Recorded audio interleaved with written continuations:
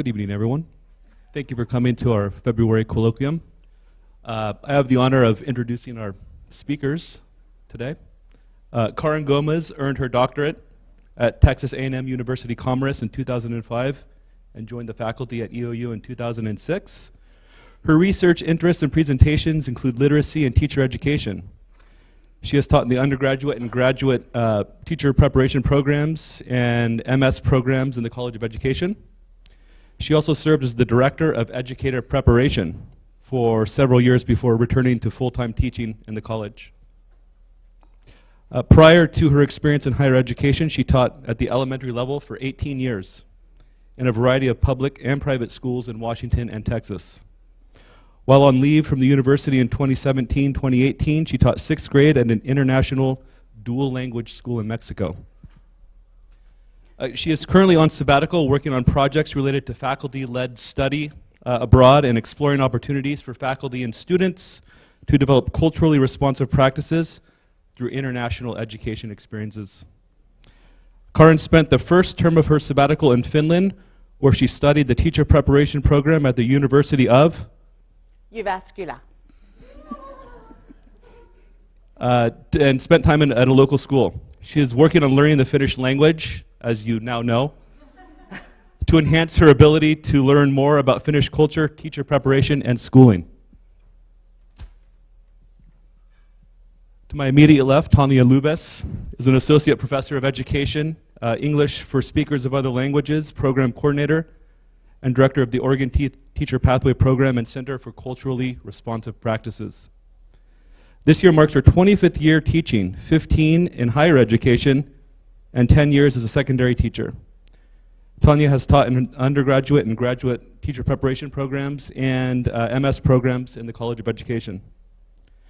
Tawnya considers herself a disruptor of policies and procedures rooted in inequity, which has driven her research and work in culturally responsive practices and grow your own teacher initiatives. Since the inception of the OTP and CCRP programs, she has garnered, over $2.5 million in grant program funding, and both programs have been recognized as best practices. Tawnya also serves as the Oregon Educator Equity Advisory Group, or on it, she's not it, she's on it, and has presented her research at the local, state, national, and international levels. Tawnya grew up in La Grande and has always considered this community her home. In her off time, she loves to travel, spend time outdoors during the warm months, and kayak. She has a passion for language and culture and enjoys reading travel memoirs. I turn it over to you, Tawnya and Karyn. Thank you. All right. Are we good with this mic here? Yes? Excellent. Well, thank you all for coming out. I think this is like a record for the number of people here. My students asked me, how will you know we're there? And I said, oh, I'll know. I will know. And here they are. So thank you for coming. Karyn actually has done a lot of this work, so she is lead. We were able to use some of our grant funding to use her as our research director for our projects, and she's really helped gather a lot of great information from our alumni in the program over the last 2 years. So if you attended our session for the educator equity initiatives through the EAC last year, this is part 2. Some people were asking, like, why is EOU not included? And we were excluded due to conflict of interest. So now we're presenting the information we've been gathering on those topics. So with that said, we do have a couple acknowledgments. Lynn Garner and Emily McCaffrey at the Educator Advancement Council, who helped provide this opportunity through support and grant funding. And then our very old, right here, Jared Jolin, for his leadership in previous project from last year, titled An Investigation of Participant and Staff Experiences in Educator Advancement Council Programs for Diversifying Oregon's Teacher Workforce, 2022. Also helped provide the framework for this case study and presentation, including the slide layout, so thank you.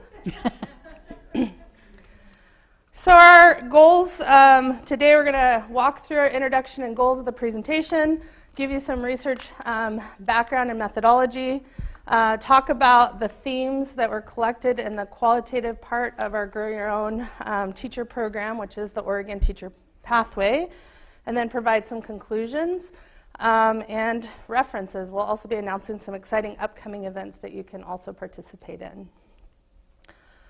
So we're going to talk about data collected from approximately half of our program alumni. Through a series of surveys and interviews, we're really going to focus on those interviews because that qualitative information really has informed a lot of our continuing development. Also, because it's a 2-year program and we are about culturally responsive practices, what you'll find in the end is that we've already applied a lot of the feedback that's been given to us. And that's me. So Tawnya already gave you much of this background that we presented last year because we were doing a research project on Grow Your Own programs throughout the state, but our data was excluded from that because we were the research team doing the statewide research. So this background talks about the Student Success Act that was approved by the legislature in 2020. And that Student Success Act identified Grow Your Own programs, Grow Your Own teacher programs, as effective programs for educator retention, diversity, mentoring and coaching of educators, participation in educator preparation programs, and educator scholarships. And so because our data was excluded, but we wanted to know what our graduates were saying of our program, we, during the process of this research project for the EAC, we also interviewed our own students, our own alumni in a focus group interview. And then I continued those focus group interviews the following year with the next group of graduates from who had completed our program. I was the one who did the interviewing because I am not a part of the leadership of the Oregon Teacher Pathway program. And so those students didn't have a lot of prior experience with me except for as one of their professors during their program. So we felt that having me do the interviews was the best option because I was more of a neutral party. So that was why I was the one who did those interviews. So we wanted to understand more about the experiences of our participants in our program for the purposes of having baseline understanding of what it was like for those first 2 groups of students coming through the OTP program. For those of you who are not particularly familiar with the OTP program, we'll be giving a little bit more information about that, or we can answer questions about it. But it begins in high school. It's a pathway program. And it began in 2014 with high school students. So we had 2014 juniors and seniors in high school. Some of them matriculated to EOU and continued on through and graduated from our program. And so those are the students that we were focusing on. We wanted to know about their experiences. We wanted to know what was going well, what was not going well, and things that we could do to improve our program. So a little bit about Oregon Teacher Pathways. Karyn said this. There are a lot of teacher pathway programs out there, particularly Grow Your Own. Ours is specifically focused on the high school to college pathway, and particularly the university pathway.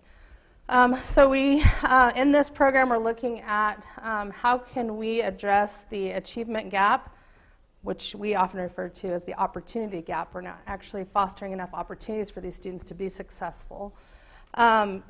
In Oregon schools by producing more culturally and linguistically diverse teacher candidates, particularly more diverse folks, more what you might hear as BIPOC or BITOC, which is Black, Indigenous teachers of color.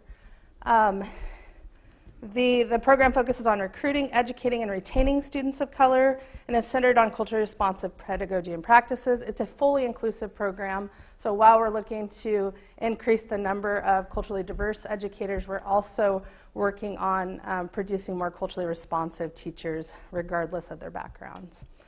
And this, again, is a high school to college Grow Your Own.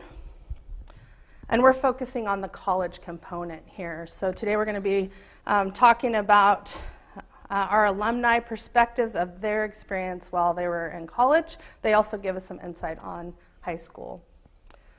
So just a quick overview of what happens once they come to EOU. So they take this dual credit class as a high school student, and their district has a partnership with us. They have a lot of opportunities. I'll talk a little bit later about how those high school students are here for Spring Symposium, May 17th. And they present their research. And then we, if they choose to come to EOU, when they're here, they get a discount on tuition. In exchange for that discount, they become recruiters, admissions folks for us, mentors, all kinds of things. So they take particular education classes. Some of them want to be elementary teachers. Some of them want to be secondary teachers.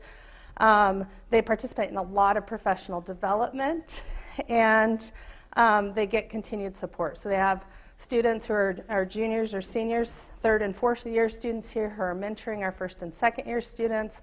Our first and second year students are going back to their high schools and mentoring those high school students.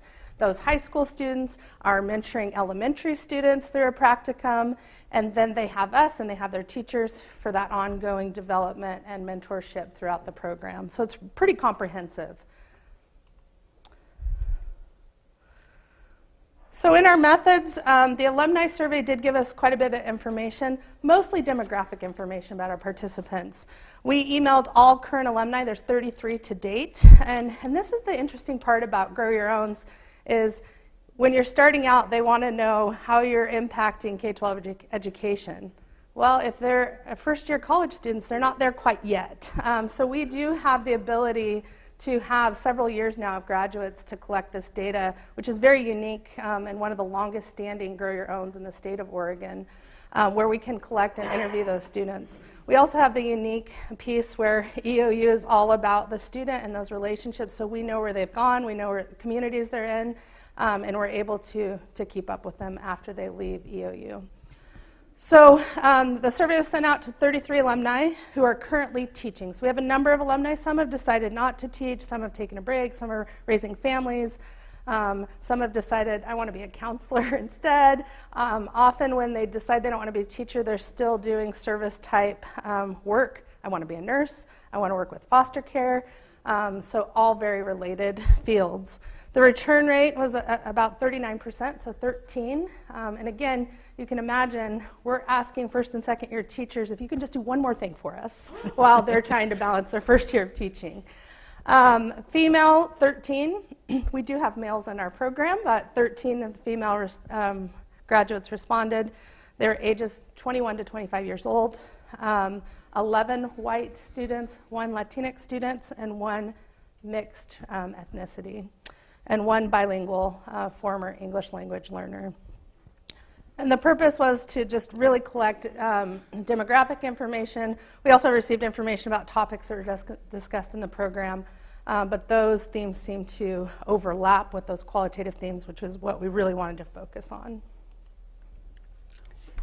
So as I mentioned at the beginning, I conducted focus group interviews. Focus group, I have to use that term a little bit loosely because sometimes I had 2 or more students in a group and sometimes it was just 1 alum and I, because we had to schedule around their schedules. And again, as first and second year teachers, that was pretty challenging. I remember one of my focus groups was held at 7 a.m. on a Saturday morning because that was the time that teacher could meet with me. So over our 2 years of interviews, I've had, as she said, there were 13 that returned the surveys, but of those 13, 11 agreed to meet with me. And in the first year, I had 5 participants, and in the second year, I had 6 participants. I did the interviews via Zoom so that we could get transcripts automatically generated through Zoom. But transcripts automatically generated are not always accurate. So I had to, as the interviewer, I went back and reviewed the interviews and the transcripts and made corrections as needed so that I could more correctly have transcripts that reflected the words of the students or the ideas of the students. Once I had those corrected transcripts, I, as the primary researcher, I coded them recursively using constant comparison. So I would read a transcript, collect ideas out of there, things that seemed to be emerging as important ideas, and then when I read the next transcript, I would compare that to what I found in the first transcript, add more ideas, etc. So that was the constant comparison process. Once I had all those codes, all those different ideas, then I analyzed them, I put them together into groups, I created categories, I worked with them, I played with them to bring together common ideas, and through that process I came up with several themes. And because I was the one who was doing that analysis in the first place, I gave approximately 20% of the data just in bits and the themes to Tawnya as a secondary researcher. And her job was to see if she could sort those bits of data into the themes that I had developed. And we had a pretty good consensus rate, and those things that she wasn't sure about, then we talked about it and clarified where those pieces of data should go. So we had a process where I was checking the interpretations with the second researcher. And we found, at this point, 6 themes. I could go back through the data probably and do some more refinement of that, but I'm going to go through with the 6 themes that we currently have. The first one has to do with the OTP requirements and challenges. Tawnya told you a little bit about it. They're mentoring students, but they have other responsibilities that they need to do when they're here at EOU as college students. And the overwhelming idea that came up through this theme that emerged from the data was that they felt very challenged by all the requirements that they had to do. I have 4 quotes up there. I'm going to highlight 2 of them because those quotes that I'm going to choose to read out loud to you seem to show that although it was very challenging, some of our OTP alum found a silver lining to that process. So I'm going to read the second 2 quotes, and then we'll leave the slide up for a moment so you can read the other 2. But the second quote, having to make sure that OTP was kind of like your #1 priority while also managing a job and life and your regular classes was hard. But then this was another idea that came through. When I look back at it, it was good because now I have all this stuff I have to balance anyway. It kind of taught me, but I remember being so stressed. So our first theme had to do with the challenges of being in the OTP program and being successful there.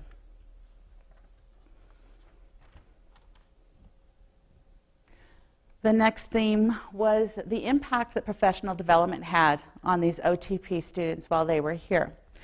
If you're not familiar with it, our university annually puts on a program called a conference called the SEED Conference, which stands for Celebrate, Educate, and Appreciate Diversity. And each year our students attend and often present at the SEED Conference. So that was one of their opportunities. They also had several opportunities through meeting with scholars who came to campus from our CCRP programming in the spring. There were other opportunities, but what I wanted to highlight out of this theme was that they were exposed to new ideas that they may not have found in their own experience growing up, and what that impact had on them now that they're in the classroom. So again, I'm going to choose to read the last 2 quotations. It introduced me to a whole range of things that I didn't necessarily get to experience from the town that I grew up in. And it gave me the tools to be able to identify what it does mean to be culturally responsive and kind of check myself to make sure I'm implementing those practices when I'm in the classroom day to day. And being able to identify, am I being culturally responsive in this moment? Or what are the tools that I need to grab to be able to do this correctly? I'll give you a moment to read the other 2.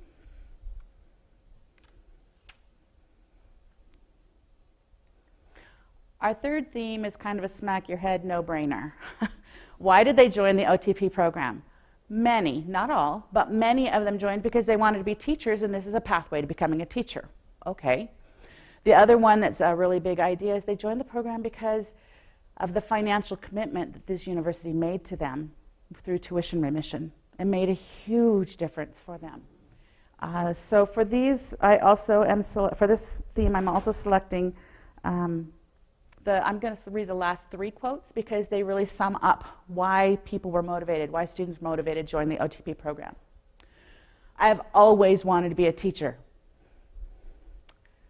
I'm a first-generation college graduate, and money was not something that came easy to us. And finally, I love this one. I found out about the tuition remission, and I was like, sweet! This is exactly what I want to do in college, where I want to go, and the career I want to do. So it was basically laid out right there for me.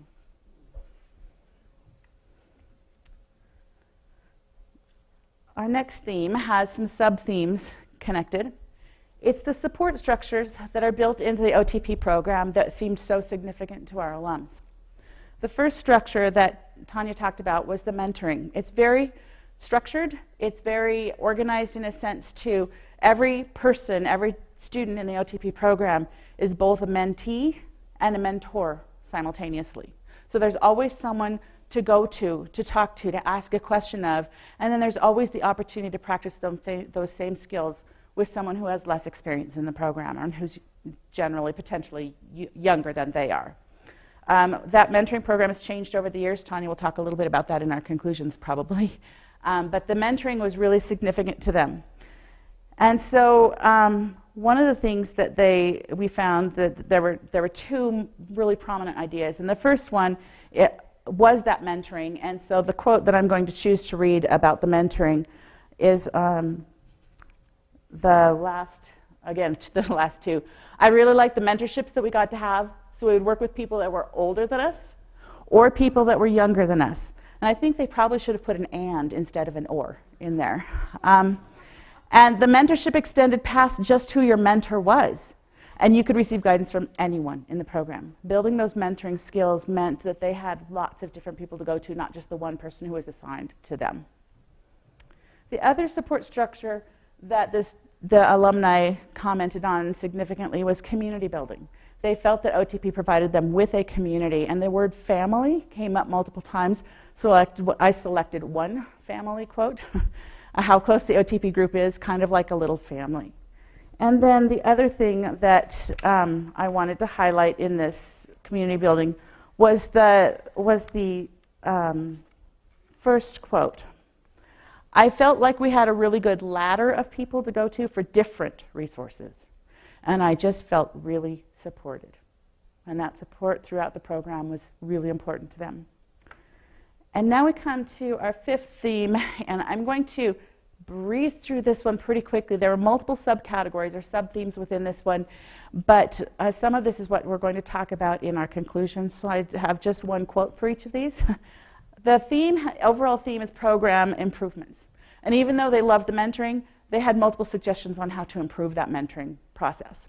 So one of the things that was raised more than one occasion was that they felt that the mentors needed more guidance or more training for themselves so that they could be better mentors, or in some cases, so the person who was mentoring them could do a better job of doing that.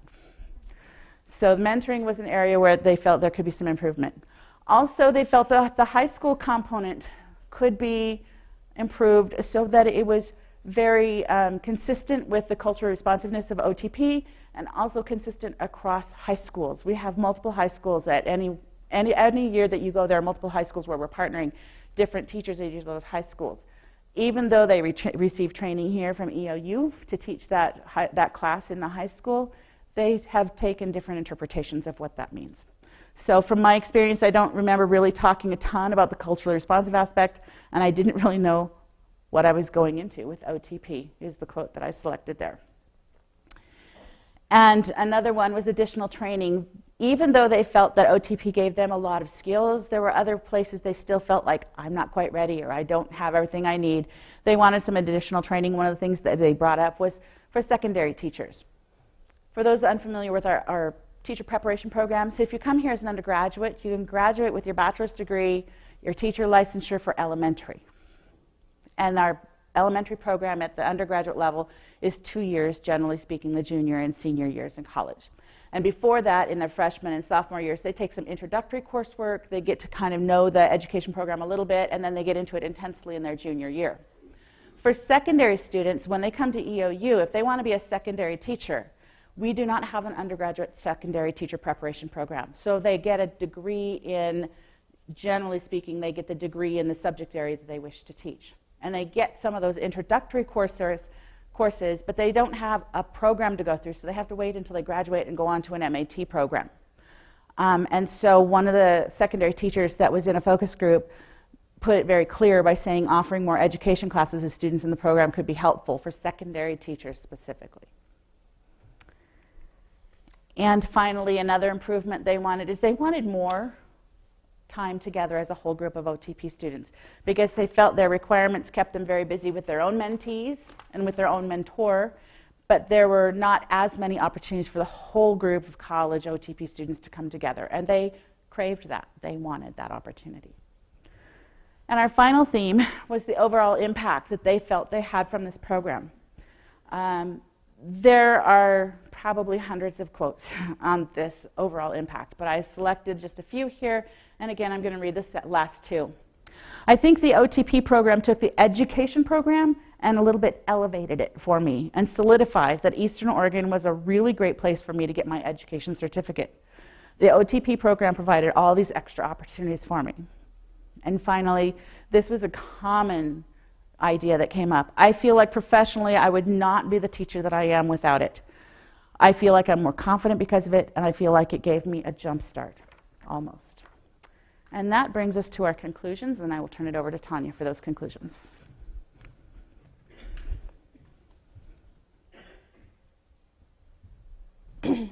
All right.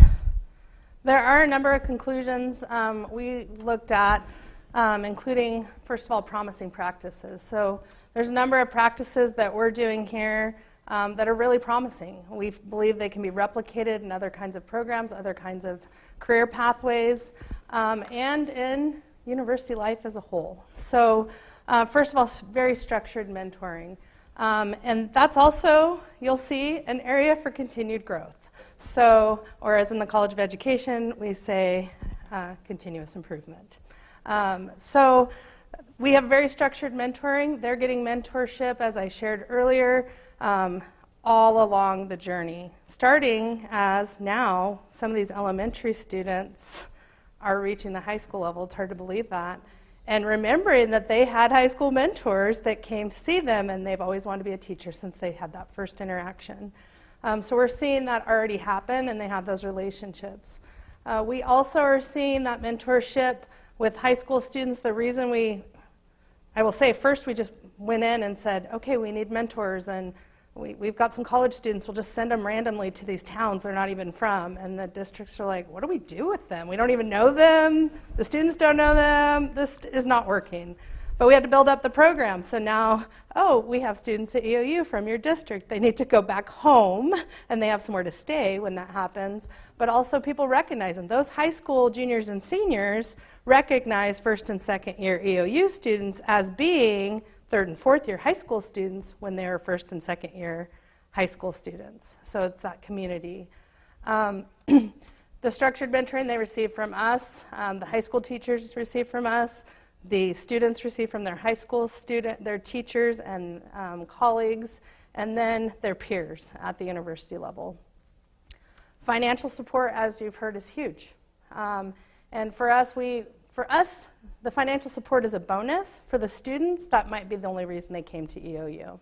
Financially speaking, we know that university is very expensive now, and going on to the university can present a lifetime financial hardship for many of these students. So offering an opportunity where they get a remission or discount is huge. And for us, and as we mentor other programs now, we talk about why remission is so important as opposed to a scholarship. Because a scholarship counts against your financial need. A remission does not. So I can still get my full financial aid package. You know, they expect parent contribution to be huge, and we know that students many are coming from homes where that is just not possible. So the fact that they can qualify for as much financial benefit as possible is huge for us. The community building that is occurring, the support they're receiving, that constant of having folks there is huge, promising practice. Also unique to a small, rural, four-year university. They see their professors in the store, and it brings me back to when I was teaching middle school. My students would see me at the store, and they'd be like, oh my gosh, you go grocery shopping? Well, yeah. What do you expect? College students do that too, like, oh, we saw Tawnya Lubbes last night. And tonight, they'll see me playing cribbage, winning cribbage, hopefully, against my colleagues, a couple of which are in the room. But there is that huge sense of community. And part of that is the community building we do in the College of Education. We are one big family. That word family is reinforced because we also are using it. But some of the things we do is we have coffee hours once a week where students can just drop in and visit with us. And now some other colleges have copied that, which is great. But they just drop in and hang out. We keep track. And then at the end of the term, we actually make them a meal. Whoever has showed up just once, you get invited to dinner with us. And so that's really special for us to really just get to know the students at a different level outside of class. And then a hallmark is our professional development. We have a great relationship with the Center for Culturally Responsive Practices. The director gets along really great with each other because it's me. So me and me. And we bring in speakers, we bring in authors, and we think that that professional development needs to happen all the way through. If we're going to change education, it needs to happen at the pre-service level, it needs to happen at the K-12 level, it needs to happen at the university level, which often sometimes my colleagues do not, most of the time, do not come from an education background. They haven't gone through teacher preparation, they are experts in their fields, but the science of teaching is something, sometimes it's trial by fire. And we learn, and I know some of my colleagues who don't have a teaching degree are better teachers than I ever will be, especially in their subject matter, but the science of teaching is really important. And when we talk about culturally responsive classrooms, it's not just recruitment to come to EOU. It's how do we create a community here that students are feeling welcome in our classroom, that we're not causing additional trauma through our classroom practices. And then into their first years of teaching, how are we fostering that? So to us, it's a full cycle. Areas for growth, that mentor training. Again, we just kind of did it, like you're in this group, best of luck, you need to meet. And then we'd get like, yep, we basically high-fived in the hallway, all is well. And we're like, no, you actually need to have a conversation and do something. So then we made more requirements. And these alum didn't experience that, but a couple years ago we said, we need to do more. And so we adopted a book some of our colleagues out of Western Washington University had published. The students were reading it chapter by chapter, and then we said, let's do a faculty book club too. So we meet and we're reading right alongside the students and having the same conversations so that when our students are writing their reflections and reporting to us, we can engage in that conversation because we also read that chapter in November just like they did. And then we bring those authors to campus. This is our second year of doing that. So this year our focus is equity-centered, trauma-informed education. And we're bringing the author to campus from Vermont. And it'll be a culture shock for her because one thing she asked is like, can you let me know if there's a hotel close to the university? And I said, well, all hotels in La Grande are close to the university. So that's the bonus. But she's coming and she's going to spend 3 days with us doing professional development. And to us, that's huge. So we're working on that mentor training piece. High school curriculum refinement, that's a work in progress, but now we have people that have been teaching for a while that are veterans who, I don't teach that high school class. So I need somebody who's teaching that class to really give those insights. How do you teach a science teacher who's an amazing advocate for students and for teaching how to write this research paper that we're expecting at the university level? And so we have folks that are putting together that curriculum and helping with that training. Additional education training, that's going to be an area that we need to continue to grow. They don't want us to add more requirements, but yet they want more opportunities to engage. And for secondary, that is a concern. It's something that we're continuing to work on. But I will say they have these community peer gatherings, which segues into the next component already. So we have Education Club, which I also happen to be. We just like lots of hats around here. But I also happen to be the advisor for, and we meet once a month, and we have an absolute blast. We have 4 student leaders. More and more, our education students are OTP alum that are coming to EOU, so I can actually almost predict, I can't give you a statistical number, that's not my area, but I can almost predict what our enrollments are going to look like. Right now, our pathway, not a lot of kids want to be teachers. I wonder why. They've just gone through this pandemic. They have teachers who aren't even advertising or happy in their own careers. They don't want to sign up for that right now. So our numbers are trickling down, and we're seeing that. So how do we build that up? How do we strengthen those partnerships? And we're working on that. And then peer gatherings, we now host catered dinners. Who knew a catered dinner by Sodexo would be such a hit? But they just felt like they dressed up, they came, they sat, they had a meal together, they got to order what they wanted, it was all paid for, we gave them free stuff, and then of course we talked to them professionally, and they had dinner with some authors. And someday they'll realize how cool it is to interact with an author. Right now they're like, another book, okay. But Like when I said, you might want to bring your book to get an autograph. Well, why would I do that? So we're building that up, but they're eating dinner with scholars that a lot of us would be real jealous to have dinner. They're people that I have studied for a long time. They're having the opportunity to hang out with one another in their mentor meetings. We tell them, go play mini golf together and discuss the chapter. Go have dinner together. Third and fourth year students who are now can't afford your dinner, first and second have like 1,500 swipes they can offer you in the cafeteria because they're not going anymore. So have them take you out to dinner in the cafeteria. So we're working on that, but then also inviting them to our own community gatherings. And then that reflective practices piece, we want them to talk about how is this meaningful? What are you learning? How are you going to apply this as a teacher and have those critical conversations?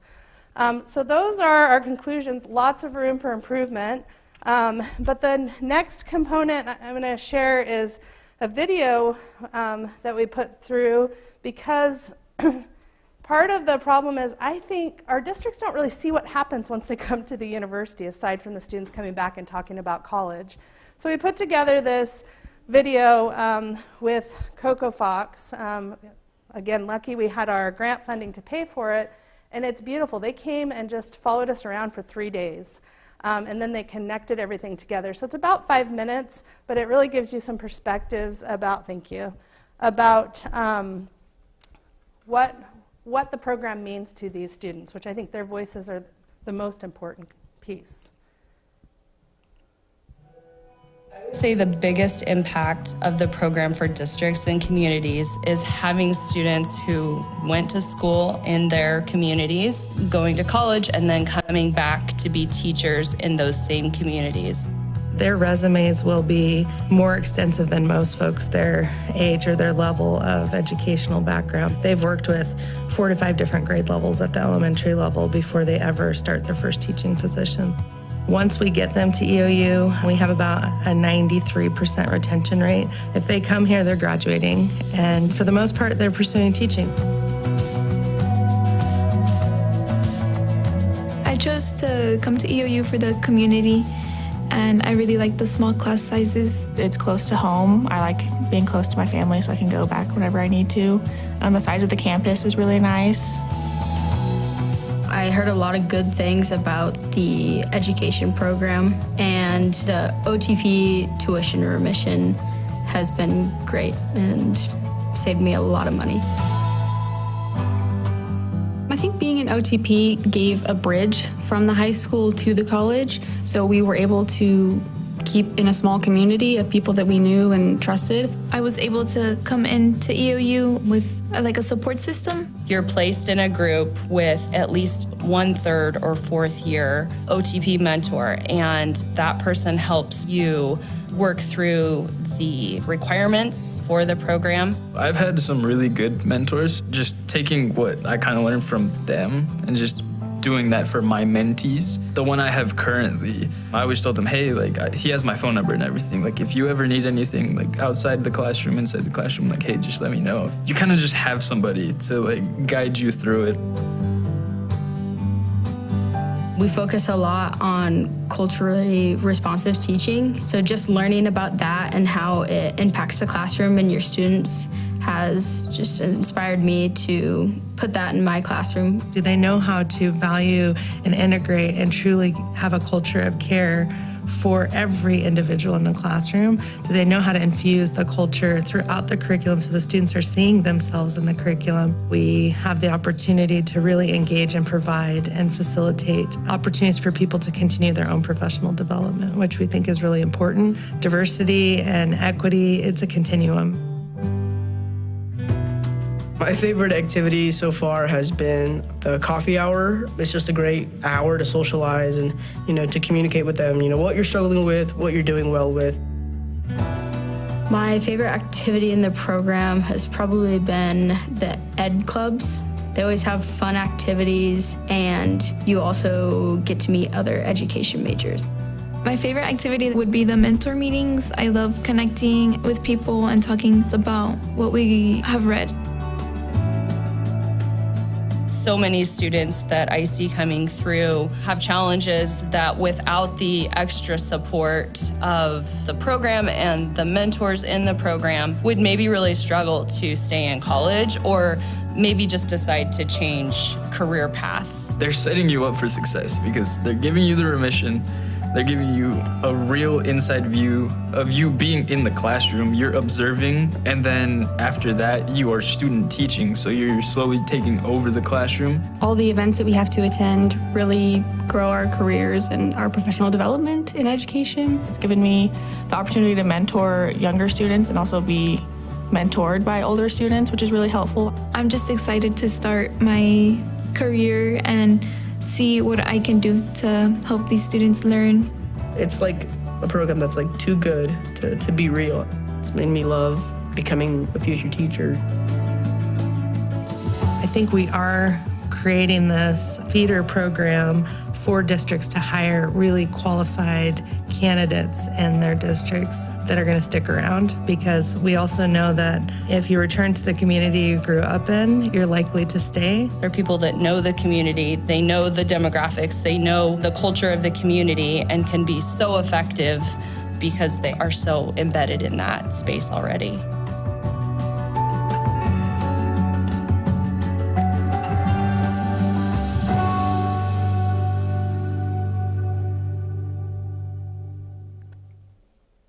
All right. So we're going to go ahead and open it for questions, but before I do, because we always run to the end with questions, a couple save the dates here. We have our Center for Culturally Responsive Practices Spring Professional Development Series with Alex Chevron Vinet. I misspelled N-E-T. April 28th and 29th. Faculty and Staff Development, the 28th. Community Keynote, the 28th in the evening. And then we have a PK-12 teacher workshop, April 29th. A lot of announcements going out about that.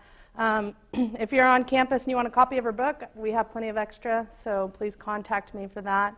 And then we have Spring Symposium on campus every year. It's an opportunity for our university students to highlight the amazing research they're doing. These students are taking a dual credit class in high school, so they are EOU students already, and they come and do many poster presentations of the research they're participating in, which is critical topics in education. That's May 17th. It would be great to have folks come out and support them. And with that, we'll open up for Q&A. Please know that we do need to ensure our folks that are on live stream can hear what's going on, so it's not that our voices don't carry. My whisper is like normal voice for most people. So just know that we do have to pass around the mic so that that can be picked up on the live stream, and our folks online can be fully participatory as well. But before we have the first question, I guess two comments I want to make. This is the first time I've seen the film before, but I've never watched it right after presenting our themes, and it just makes me feel like we got those themes right, because they were all in the film, and so that feels very authentic to me that this program is making a difference for our students. And the second is that weekly coffee hour is really, really, really important, and I had no idea how important until I was teaching a class to our education seniors, and my class was scheduled at the same time as weekly coffee hour. And they did okay for the first couple of weeks of the term, and then it was like, can we please just leave early once so we can go for part of coffee hour? We promise we just need 20 minutes. But they wanted to go to coffee hour because it's important to connect with their peers, but honestly, I think it's because they got to get dinner at the end of the term if they went to coffee hour at least once. Yeah, and I'll just share, we have now rectified that, so we're constantly being responsive, and we have a special coffee hour for juniors and seniors once or twice a term so that they get the opportunity. And plus, anytime a student comes and says, I couldn't make coffee hour, but I really want to come to dinner, we invite them. Last term we had a special opportunity where our student Martine, not last year, last term, but technically it was last year, he made authentic street tacos for us. It was incredible. We bought all the groceries, Kristen and I did, and then he cooked for everybody, and it was awesome. So he said, I only hope you get a student that's as good as me in the future. So that was the parting words. So now we can do questions. Now we can do Q&A. Thank you, Tawnya. Karyn, we'll give you a round of applause first.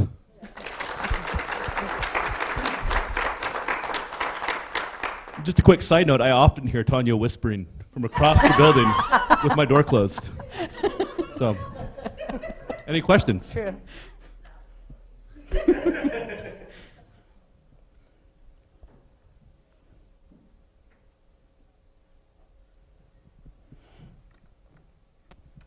Thanks for your presentation. I thought it was really interesting. My question is, are you considering or are you working with other creative projects at EOU like the GoSTEM mobile lab that's going to go to the high schools and some of that to encourage then science teachers? That is a great question, and I can answer it because I actually just had this conversation with our state folks yesterday morning, and she said, are you considering partnering with math and STEM?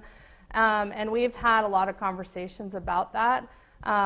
Whereas our high schools, for anybody who wants to be a teacher, but sometimes our CTE folks and our STEM folks don't necessarily see that that could be a career option. So we're partnering with our ESDs and RENs, which is our regional education networks, to look at how we can show up as a college of ed and really have those conversations. Kristen does that a lot for MAT once they're here at EOU, but we need to be having those conversations earlier and partnering with those teachers. So that's just one way. GoSTEM and OTP, we've also talked about doing, can we get a collaborative grant where we can do some more funding and pathways that way. So we're constantly looking for how can we do that. But I will also say that when we look at our retention rate, often it's our secondary folks who don't end up going into MAT. So that's another big area that we're focusing on. They come all the way through, they get the remission, and then they decide, I'm burnt out, I need a break, and then we're waiting for them to resurface to come into MAT. And a lot of them talk about, like, we take a gap year, and I said, you know what a gap year means? That means you're not coming back. So how are we going to ensure that you're coming back? But also exploring, right now they don't get remission for MAT, so how can we offer scholarships and write that into grants where you get a bonus. If you go all the way through OTP and then you come back for MAT, we have something waiting for you to come back and continue the pathway and build that up as well. So that was the long answer. The short answer is, yeah, we are. Any other questions? We don't take questions from him. Are we going to get dudoed? Hi. I thought it was great. I have a question about, and actually a lot of stuff that I don't know and so I appreciate what you do. I have a question about the qualitative research that you've done, which you have a pretty small sample pool. So I have a couple of questions, and I think maybe I don't know how we'll be able to, if you'll be able to answer them. The first one is how representative is the return sample to the overall sample? Because I'm sure you have demographic information on the 33 graduates, and you receive responses for 13. Is it a representative group? And so that's the first question, and that is important for interpreting the responses that you get. And then the second question I had is the nature of the parsing out the data from the transcripts, which I know how hard it can be to do that. And I think that, have you done one other, I know that, Karyn, you let Tawnya try to see if the themes fit. Did you let somebody else who's outside of your group do that to see if you get the same kind of response? That would be the other way to check. Right. And so I think that would be a good way to do that. Because I think that what you've got, the conclusions you've got are really good, and it's just you want to substantiate those or verify that they're correct.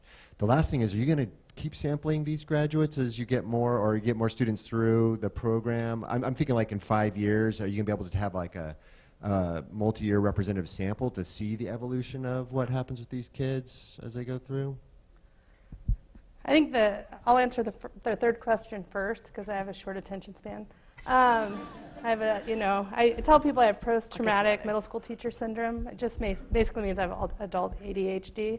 So yes, our goal is always to continue on with those. And one thing we didn't mention is I have written into our grants moving forward, because then you get graduates and you're like, what do you do? And then you ask, how can I help you? And they're like, don't ask me anything right now. I don't even know what to ask for.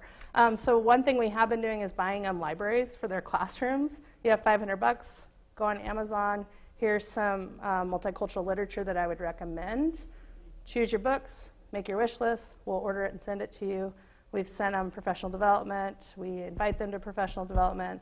And the goal is to stay in touch, which we have a horrible system of doing, even at EOU, where our grads go, but statewide and nationally, that's a trend as well. But continuing on with them, where are they at? How can we support you?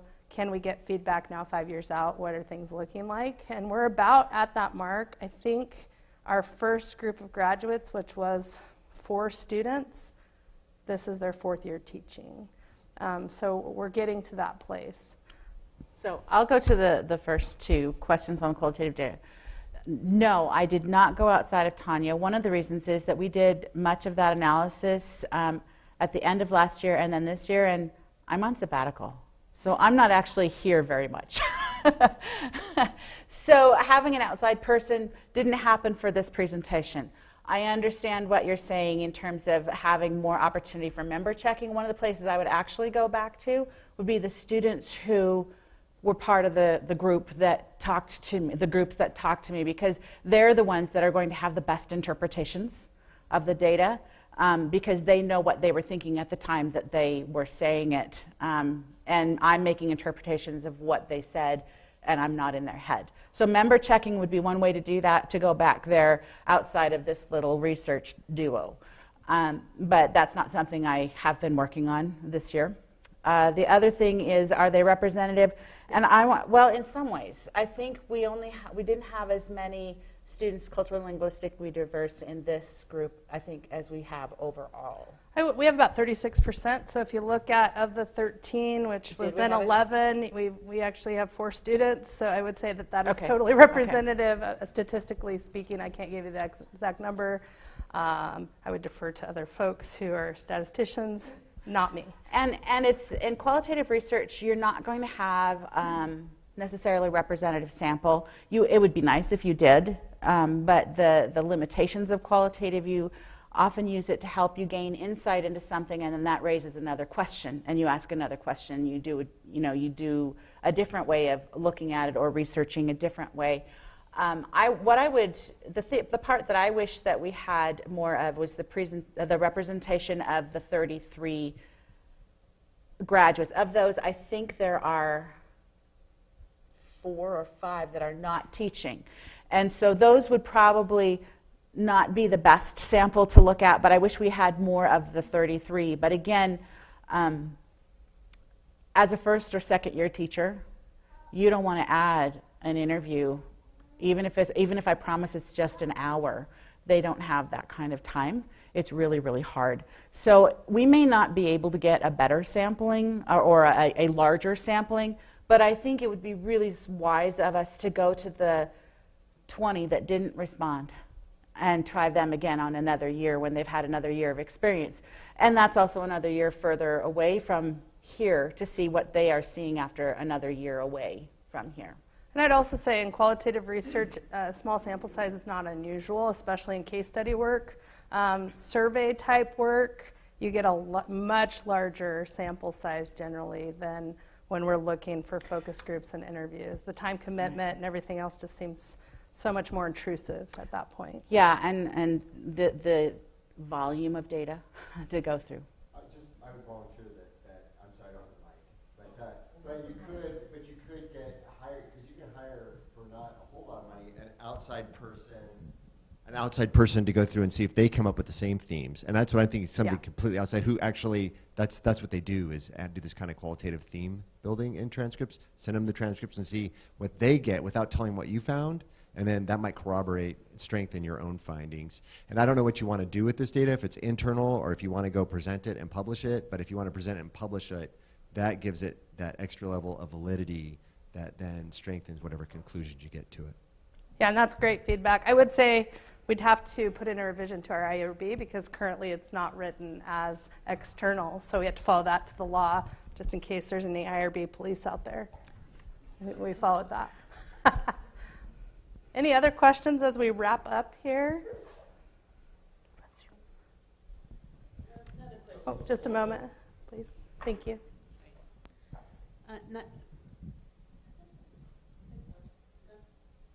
This is not a question, but just an observation. The students that I've had that have been through your program are some of the most responsible overall students, not only cultural responsible, but thank you for shaping them and this program, because they're really, it's very noticeable. So. Well, thank you. We love our students. I mean, and some of them are, these are not OTP students, but they're college of ed education students, another former student back there. And we have amazing students in the College of Education overall. But that family component it's true. It is true. We do care about each other, and sometimes it's hard conversations to get there. But we're there to support and constantly see where they're moving, and they inspire us every day. That's why I keep doing this. Is a lot of work. This is a full-time position at most institutions, and it's rewarding work. And I'm grateful to have colleagues that have grown and been invested in it, amazing students, but also school districts and the university for the investment, because it is a strategic investment. But I will say that they're watching us and using this as a model, and so I think there's a lot of opportunity ahead. So thank you all for coming. You can circle back with us. I will say we have a reference page. We don't have the library. We have the old library reference page linked in our show. There's a transition in our education representative, so we don't have our Colloquium reference page, but we're hoping that we'll be able to build that soon in the near future if you're looking for resources and research. As always, I'm available. Karyn is, by appointment only until she's back, but we're glad you're here, and hopefully we'll engage with us in this ongoing work, including the amazing opportunities we have the rest of this year. So thank you all. Have a great day. Don't leave until the snacks are gone.